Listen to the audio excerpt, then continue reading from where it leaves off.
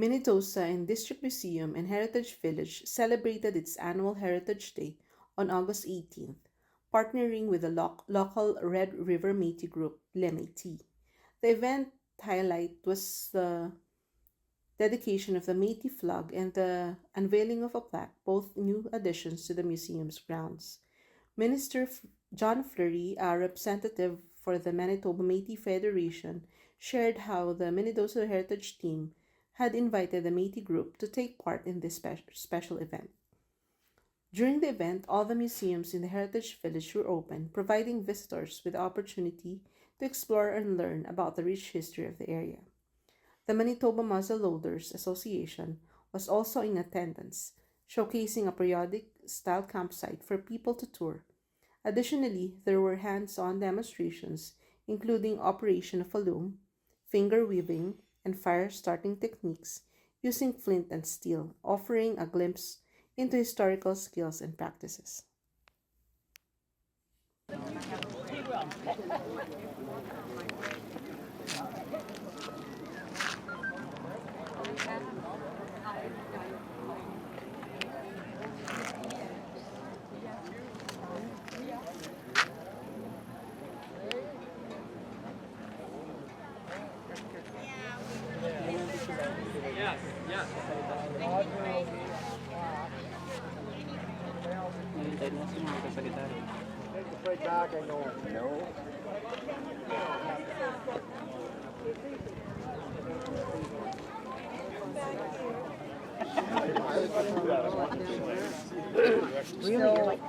One gram said he wanted Some people get white spots.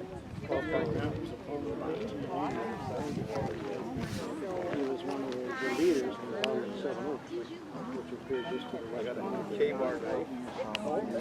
About to trace that history all the way north. Elders to say a prayer before we start anything, so I'd like to introduce our elders. Our elder, Verna de Montney. She'll say opening prayers. I'd like to do the opening prayer in my language, which is Michif first, and then I will translate so you understand what it is I'm saying. With that, I will start. Would you?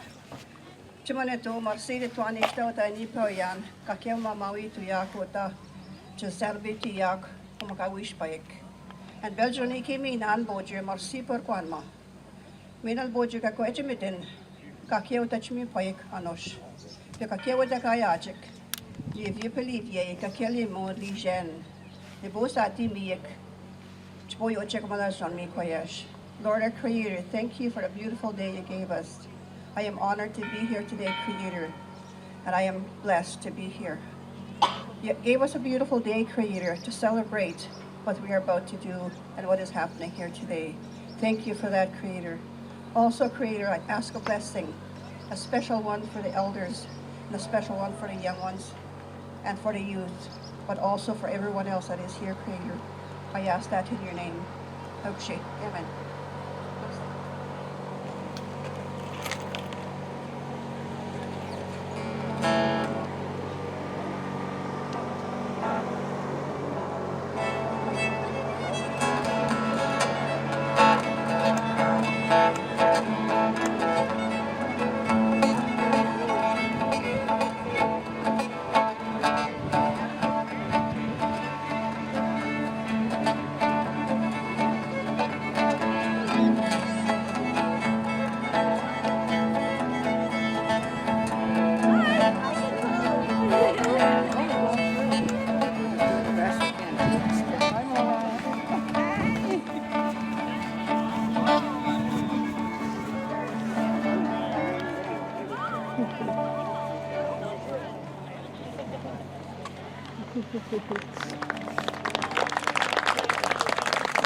With that, now I'd like to introduce you to down here.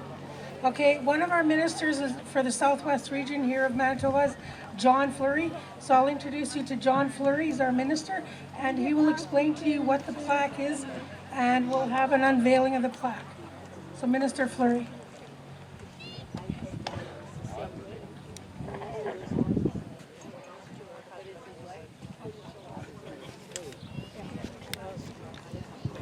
Good afternoon, ladies and gentlemen. Of course, as introduced, my name is John Fleury. I'm one of the ministers with the Manitoba Métis Federation. I've been on the cabinet now for 24 years, and it's been the highest experience of my life. And one of the highlights of our life, of course, was having the town of Minnedosa approach our Métis community here to participate in Heritage Days. As people understand the nature of Minnedosa, it was founded by John Tanner back in the 1800s, and of course the first settlement area was just off to our right on the beach road. So our founder of Minnedosa was a Métis gentleman, and so to have us included in the Heritage Village, it makes sense, right? It's common sense. So my role,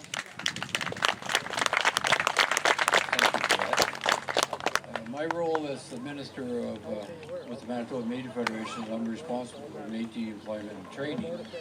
So through my portfolio, we managed to train 40,000 individuals and have over 24,000 of them find full-time employment. So that's a great success. The Manitoba, the Manitoba Métis Federation is involved in every aspect of people's lives. And of course, since we're receiving federal dollars, it's designated for Métis individuals only. And our budget is annually over $16 million a year. And that goes to employment and training. But we have many other departments. We have justice, we have child and family services, we have housing, we have health. So we're involved in every aspect of their lives, as I said earlier. But my role today is I will be reading what's on that plaque behind us that's going to be unveiled today. And I'm going to read that now. Bear with me. I haven't got it memorized yet, so I have to read it. So the infinity flag, as you see flying behind you, was first flown in the early 1800s. There's saying that the first time that it was recognized was in 1815, but when it really came prominent was in 1816 at the Battle of Frog Glaze when Cuthbert Grant, we had a skirmish with trappers and whatnot, the Hudson Bay Company, and it was in regards to economic development. That was even back in the early 1800s, the Métis were finding a way to survive. So the flag was flown there, and in that case there was two different colors. There was a red flag with the infinity symbol on it and a blue flag. Depending on who you asked, the red flag was depicted as in wartime or during a skirmish. But like I said, depending on who you ask. So the blue infinity flag is the prominent flag that we use today, and what is read on the what is printed on the plaque back there is the flag was first used by Métis resistance prior to the Battle of Seven Oaks in 1816. It is the oldest Canadian patriotic flag indigenous to Canada. As a symbol of nationhood, the Métis flag predates Canada's maple leaf flag by about 150 years. The flag bears a horizontal figure 8 or infinity symbol.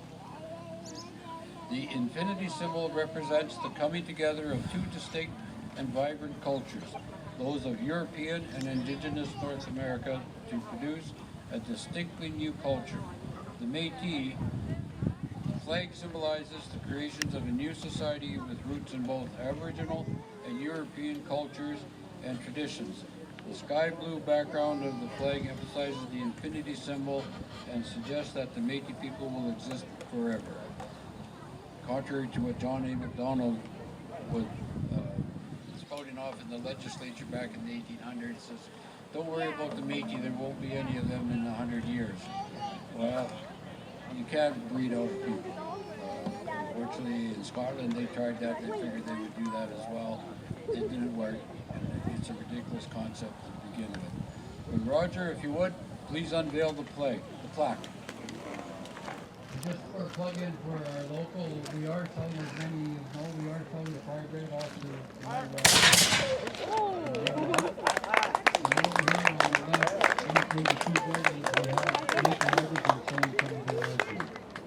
Thank you all very much for coming out.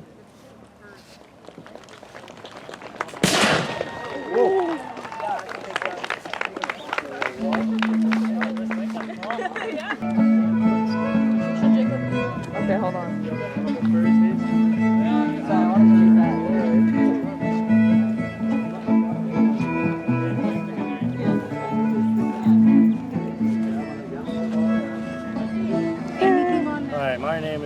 Robertson. I am a member of the Manitoba Muzzleloaders Association. We are here in Minnedosa today to help them celebrate their Heritage Festival and the unveiling of the Métis plaque.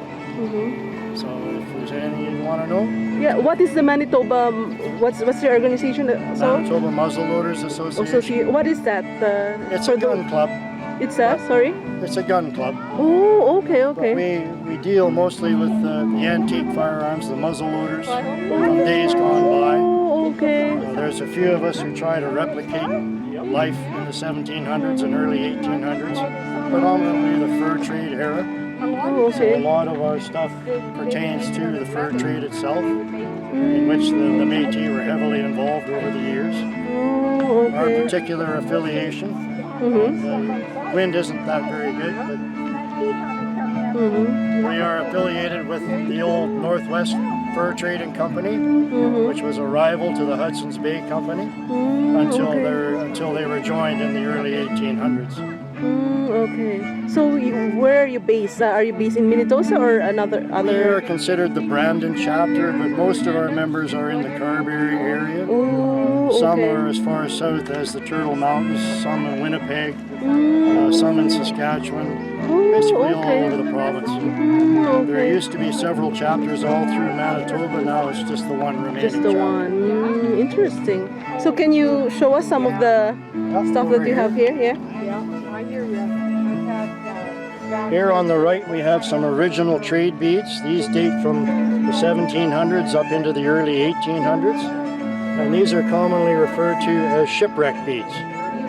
Many of the traders' ships on their way over to North America would run afoul of the weather and go down.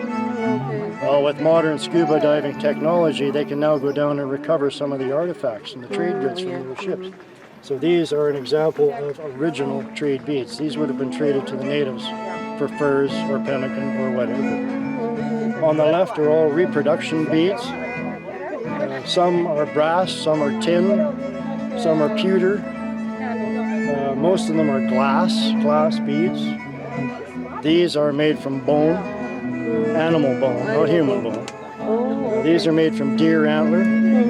These are made from buffalo horns. And these are little seashells called cowries. And the rest are all reproduction glass beads. But these are copies of original beads that would have been traded during the fur trade era. So where do you put this stuff? Do you have like a museum? Well, this is my personal exhibit that I created for this weekend. Oh, okay. But going forward, when we go to other events, whether it's Carberries or Pine Fork Days in Spruce Woods Park, I'll carry this with us, and it'll be a permanent display feature now. Okay. We're always trying to improve upon our historical representation. Unfortunately, a lot of what we do is an interpretation. There isn't a whole lot of documented proof of a particular clothing style, but wherever we can, we research it and make it as accurate as possible. Yeah, that's very important, the history. And then any other things that you would like to highlight? We could go over the weaving room here. This is a copy of a late 1700s, they called it a tape loom, and it would be used to weave tape, which was the string of the 1700s. They would use it as an apron string or a hat tie, or to tie up a feed bag for animals or whatever. And it would often use linen thread, which would be woven from flax.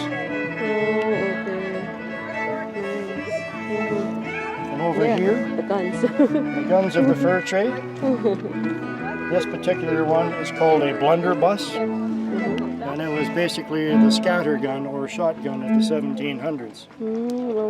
In many early movies like Pirates of the Caribbean and so on and so forth, you will see in some of the scenes an exact copy of this blunderbuss.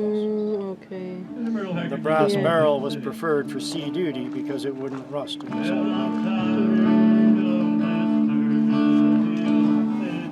This one is an original trade musket.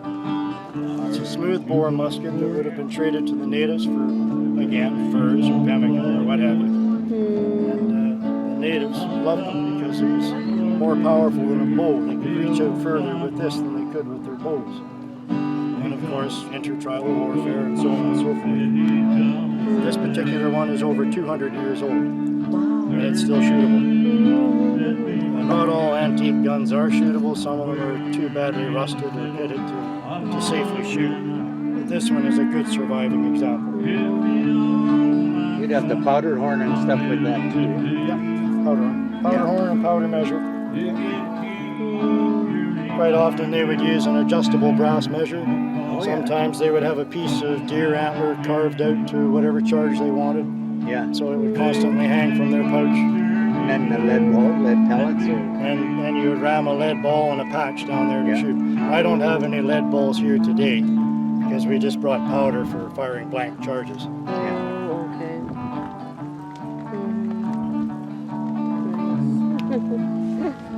That's the gunpowder, yeah. And that's the black powder. Yeah. Don't light a match to it. Oh my God. But these guns will only use black powder. They Can I can't use see it? modern smokeless powders. It's too powerful for them. Can we see it? Oh. Oh yeah. I might still have some embers in there that would touch it off, so That is a black powder you said? watch yourself. I guess there's not enough coals in there to set it off. Normally I would toss a handful of powder into the fire and there'd be a big puff of smoke. Yeah. I fired one of those up there. It's quite an experience because there's a bit of half-second bit of a delay. delay, yeah. You got to keep the aim for. You got to keep your aim a little bit longer than you do with the modern rifles. This here is an archaeological report issued by the government many years ago. This was an actual dig performed on what is known as Pine Fort. And it is one of 3 trading posts that were built along the Assiniboine River from approximately 1767 up into the early 1800s. Each post was built, used for a few years, and then abandoned due to hostile activity. But the fur trading companies would come back and build a new post in a few years. I was lucky enough to witness the excavation of one of these posts when I was just a little kid. And every year at Spruce Woods Provincial Park, usually on July long weekend, they have what they call Pine Fort Days, and they celebrate the fur trade era and reenactments of the Pine Fort fur trading post.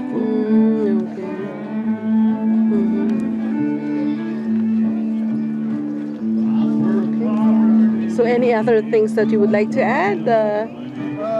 This is our basic camp. We would actually camp in this for up to a week at a time at Pine Fort Days, or at any other rendezvous event that we go to. Trappers events were usually called rendezvous. You've heard of Thunder Bay, Fort William at Thunder Bay.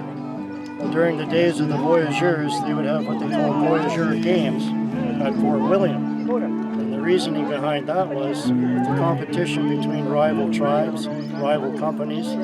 Once a year, they would all get together and say, okay, we are going to be peaceful, we are going to have our games and competitions, and everybody got along for the time period. It's like the modern day Olympics, only it was Voyageur Olympics, which were a lot harder on the guts than the modern Olympics.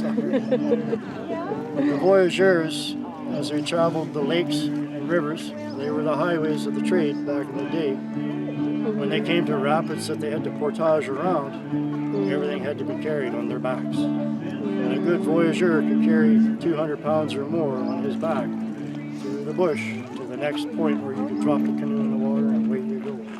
And the canoes, of course, were all birch bark and they had to be carried overhead, so a lot of strong people and a lot of hernies carrying all that weight. But that was our fur trade. That's what it was like back then. Did you hear a few years ago they did a kind of a reenactment of that all the way from Kingston up to Ottawa, up the I think I did, but I can't be 100% sure. with the big canoes. I got in on that. Okay. Yeah. That would be something to Yeah. experience. Went through a lot of locks. We didn't have to portage. Yes. We went through the locks. A lot easier.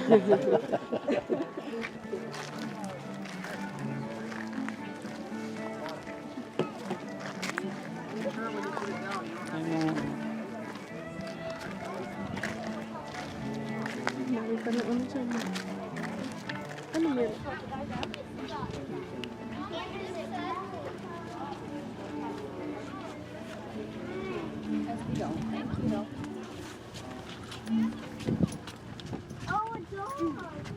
like 1, That's the old telephone. 2, 3. You have to bounce it here. But why is there a letter? Like you like 0, 5, 3. Bounce. Letters of every team mode.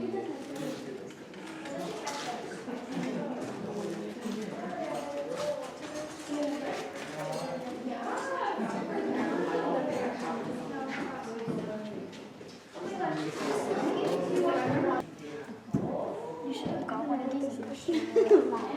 No, I honestly don't. Wait, guys, look at the salt and pepper shaker. Where is it?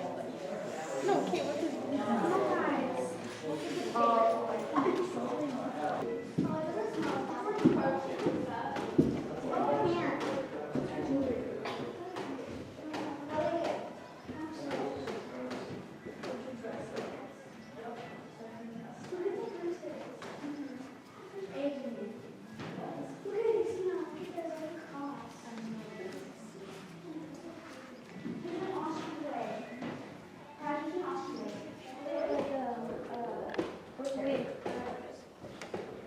Look at that exacto knife. Look at the exact, not the exacto knife, like the pocket knife. Look at the pipe.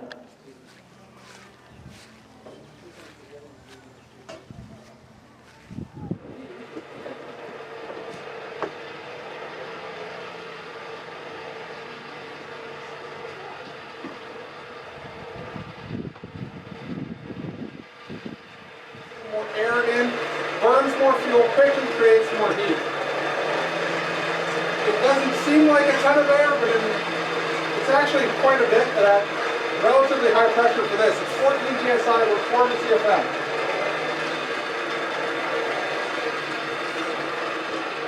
This is getting a little bit hotter here. You can see the scale come off of it. So it's the outer layer of oxidization to the metal, and we're actually twisting it off because it's forcing it out of the way. And you can keep twisting quite a bit if you want to.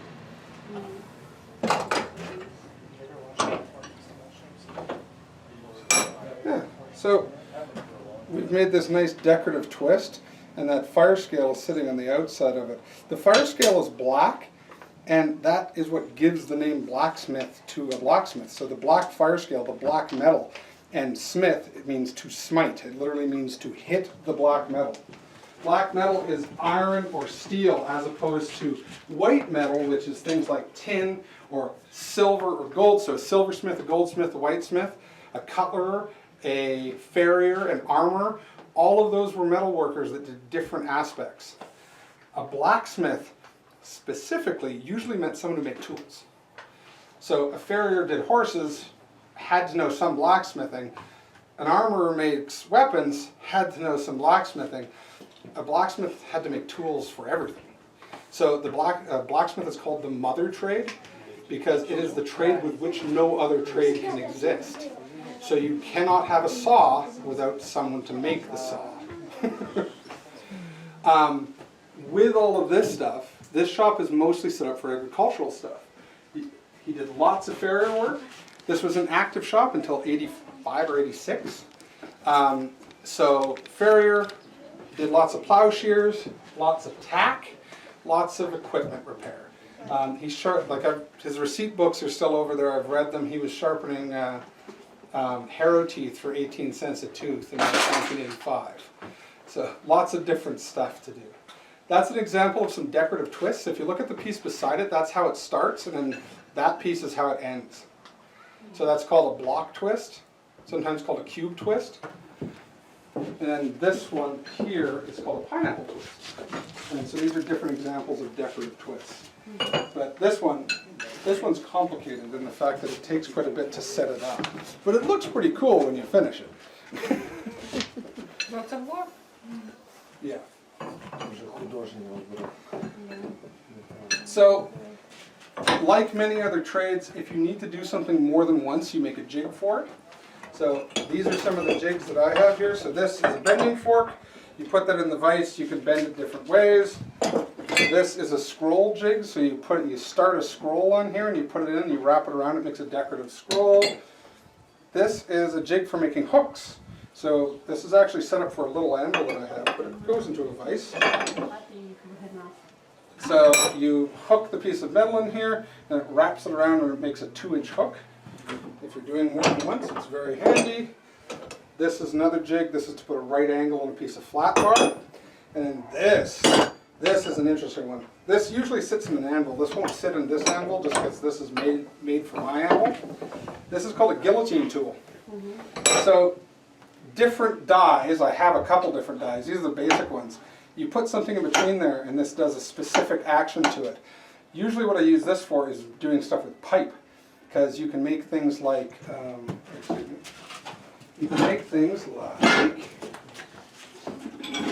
candle cups out of a piece of pipe. So that's a little candle cup. And this is a piece of pipe, and this is just some random steel, and the whole thing makes into a candle holder. And I use this to form a rivet in a piece of pipe. That's how I made that. Okay. Does anyone have any questions? Are you in here often? Not really. Okay. I have a shop at my house, so this is, I come here and volunteer. I've also volunteered at Austin. But I come in here in the spring and do school groups when they bring school groups through. I was here in grade 2, but Yeah. I'm pretty sure it was someone different. Yeah, maybe. I don't know if they've had other people in here talking about stuff, but they don't really have another Smith. But yeah, I don't know.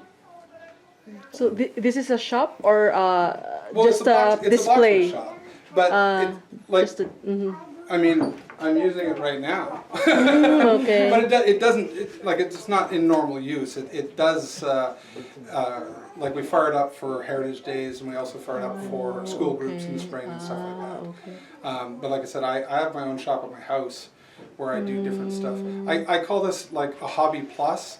So it's not just a hobby, but it's also not something I do for a living. I do things like some special commissions and stuff like that. And I also use it for things like lots of stuff in my own house. Like I make a lot of my own hardware, shelf brackets, curtain rods, things like that. And I also use it for like gifts. I make a lot of things, like I make decorative icicles as Christmas ornaments out of steel. I make big, huge hook racks as wedding gifts for people and things like that. So it gives me a chance to give very unique gifts to people. The iron icicles are one of my favorite. It looks really crazy. You do just weird decorative twists on a piece of tapered square bar, and it makes the coolest looking iron icicles. What's the historical significance of these? Well, this particular shop was a working blacksmith shop up until the mid-'80s. This was one of the last shops in the district that actually served agricultural customers. So up until even the late 60s and the early 70s, there were still people farming with horses in the area. So this is the shop where people went to get specialty horseshoes and also to get plowshares sharpened and things like that. Because if you were farming with horses, you were using more simpler equipment. You were using single bottom plows and stuff like that, where you need to have this stuff sharpened. The horseshoes, if you think about the horseshoes on a working team like a set of winter tires. So he has these sets, like these are in a set. This is for a specific horse. And he would have known the specific horse because it would have been one of his neighbors who came to the here to have his horse set up with a set that these shoes are for hauling water in the wintertime. So this has a really aggressive spike on it. And so this is set up because you need to haul water for your cows. So you need to, and around here there's not very good wells. So you're going to go out to a slough or you're going to go out to the river and you're going to haul water back on your stone boat in 45-gallon barrels. Well, you need a very good horseshoe because your horse is going to have power to get off the ice. And that's what this is for. If you have a dray wagon, if you're hauling gravel from one of the gravel pits out here with your 6 team and a 20-foot buckboard, you're going to need something like this. So these are really hard wearing. This sits in here. These are very hard, and you can buy these. And this is for your team that's going to be doing hard work on stuff like asphalt or packed gravel or in a gravel pit or something like that, because this will shrug off rocks or pretty much anything else. But it also gives your team power, because it needs grip, it needs power to get out of that gravel pit or down that road. Might also be used on a dray wagon that was running on your streets, but not if it was paved. John Proven, my family's from the Basswood area. I live in Onanol. I've been volunteering here for about 15 years. I've been blacksmithing for about 20 years. And this is bringing this shop back to life. I come here for school groups in the springtime and stuff like that as well. And it's nice to be able to come in here and breathe life back into the shop, because they haven't had a smith for quite some time. This shop did primarily agricultural stuff, and it did a lot of horses, lots of plows, and lots of fixing farm equipment, mowers, threshing machines, things like that. There's lots of specialty tools for threshing machines and things like that. There's lots of tack, fixed lots of tack, because a lot of that stuff is specialty work. He also seemed to fix quite a few saws. There's a full set of Sawyer's tools in here, and there's all kinds of different bits and bobs. So this is open during the museums, or yeah, is when there the museum's open, the building's open, but there isn't necessarily someone working in here. Pretty much it's Heritage Days and then when there's school groups. It would be nice if it was more often, but I only have so much time. And this is just like your hobby and part of your volunteering. Yeah, it's something I like to do. I've been, like I said, I've been blacksmithing for about 20 years. It's a little bit more than a hobby, but it's not. It's not something I really have the time to indulge in. But I do commission stuff sometimes, and I do specialty things, like I do gifts and things like that. Yeah. And I make a lot of stuff for my own house. Yeah. Thank you. And I volunteer with the Minnedosa Museum group. For how many years? Probably 3 or 4 years. I haven't lived here too long. And so this is a spinning wheel, and I'm using dyed sheep's wool to spin wool that can then be used for knitted items, crocheted items, blankets. So warm winter hats and toques and all that sort of thing. And I can just do a few loops here for you. The cheese I needed for the pizza. So, Because all they had was orange cheese, and it was Kraft. And I said, well, I'm not buying Kraft, and I want just, the cheese that goes on the pizza. It's mozzarella. Yes. Where is it? No, we don't have it. Okay. Yeah, it was bad. Wow. Oh, things have changed. Yes, Co-op is they have. They have. So good. Yeah. That's awesome. Yeah. And so is this it's just a very repetitive thing that becomes very relaxing and almost meditative. So this one is yours, or Yes, is this it is. part? Oh, It's okay. mine. Yeah. The students that we gave the tours to, they took this wool and they opened it up like I'm opening it up. And then they put it into soaking Little water bits of where fluff we and sticks got that it are still in it because it's natural stuff, but it tends to fall out. A good bit of it falls out as you go, and it has been washed. How about the colors? How do you put the colors? I use dyes. I actually use a crock pot outside and some acid dyes, so they aren't natural dyes that I use for the most part. But they're safe. So, and usually once it's gone through once, you put it through again and it becomes double ply. A little bit thicker and a little bit stronger. Each time you put it through, it's a bit stronger. So then it would depend what people wanted and what kind of thickness or their ability to make something that suited them.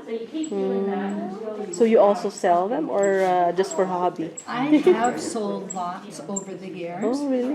That's what this is. Maybe not quite so much lately, but just because I'm lazy.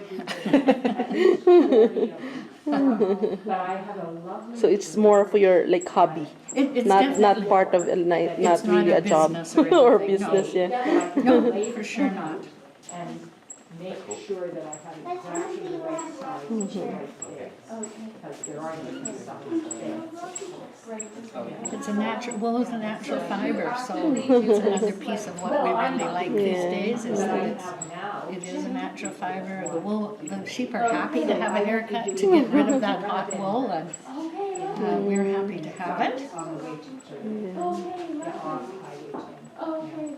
So I'm not So this is the spending a final. lot of time on this right now, but when winter comes, I will. Into yarns, and then I'm a knitter, so I knit Oh, sweaters okay. and hats and Okay. socks and mittens and everything to keep nice and warm. Okay. So, yeah. That is so exciting, because first of all, engineers, women, we don't know too many of them, and it's so good, and you look familiar, and I'm Susan Robin, and I don't know whether Minnedosa, well, Minnedosa, are you Minnedosa?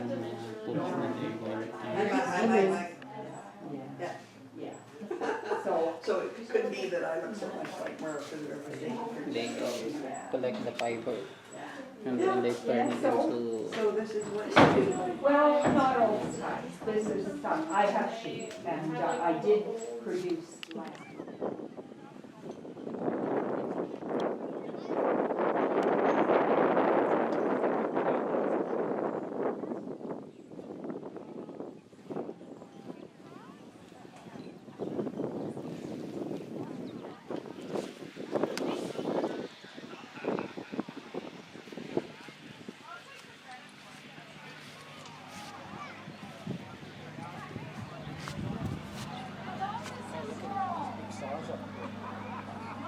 Pati nga, last na lang.